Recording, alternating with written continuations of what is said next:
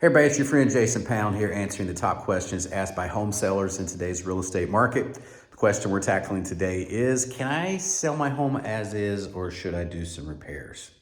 Well, the short answer is you should only do as is in a last case resort. That's the short answer. You're leaving money on the table. The long answer, as usual, let me over explain. When it comes to determine whether you should sell as is, I would like to take you back about 2 or 3 years ago in my career. We had a client who we helped purchase a new home, and we just assumed we were helping them sell their old home. They had us come look at the property. We told them the as-is price. We gave them a to-do list, and they could sell it at this. And they said, thanks, we'll follow up with you. And then 2 weeks goes by, and somebody else bought the house. We weren't involved at all. Another realtor was involved. What? They left probably $30,000 or $40,000 on the table. It just blew our mind. And that's when we realized not everybody's the same. Not everybody uses the same measuring stick. And so you have to ask yourself, does money matter that much to you? Yes or no? And how much pain are you going to have to put into the project to get how much money? And is the juice worth the squeeze? If it's not, at the end of the day, it is okay to leave money on the table, and it is okay to walk away from money. You just need to do it with your eyes open. So here are 3 things that are happening to you when you begin to market your property as is, whether you know it or not. The first thing you are doing is you're placing your property into a limited loan pool. The majority of buyers out in the real estate market today are going to be using a loan. And the majority of those buyers that are using a loan, the majority of them are going to be using a government-backed loan or government-backed program. And when the government gets involved, they have certain standards that they require for the houses that they are financing, or the loan will not be approved. So if your home has lots of deferred maintenance on it and you're not willing to do any of the deferred maintenance to get it up to quote unquote code so that it can qualify for a government loan, then you have knocked out a huge slice of the loan programs that are available for buyers. Number 2, now that you have a limited loan pool, you have a limited buyer pool. Knowing that the majority of buyers have to have financing, you are now relegated to those individuals who qualify for conventional financing and traditional financing through banks.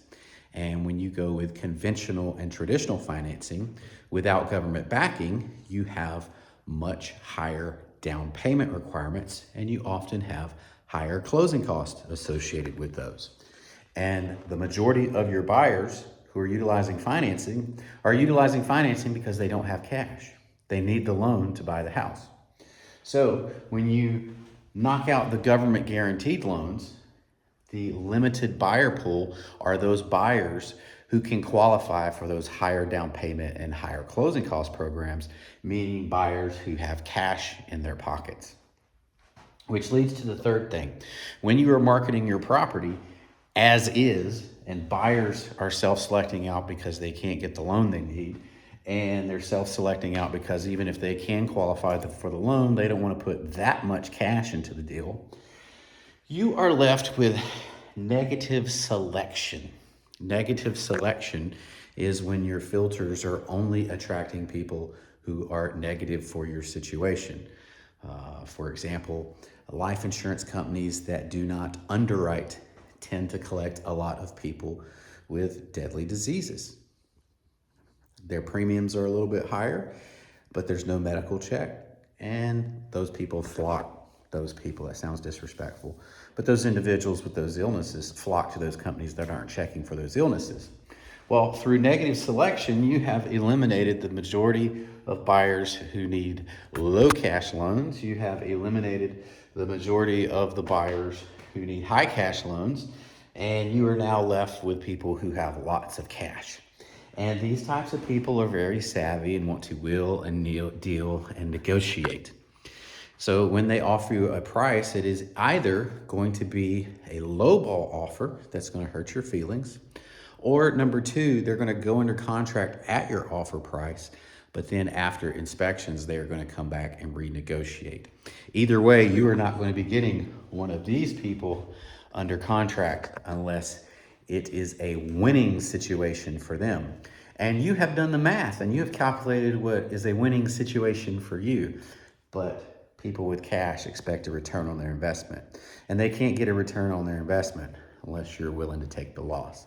And that's what as is does, is it takes money out of your pocket and puts it into the pocket of someone who is willing to put in the work. My name's Jason Pound with Jerica Pound Realty Group. We service the entire Oklahoma City metro area with hyperlocal expertise in South Oklahoma City, Moore, and Norman. And regardless the condition of your property, whether it's a dumpster fire or a luxury cottage or a mansion, we stand by ready to help. In the meantime, peace out. Have a great life.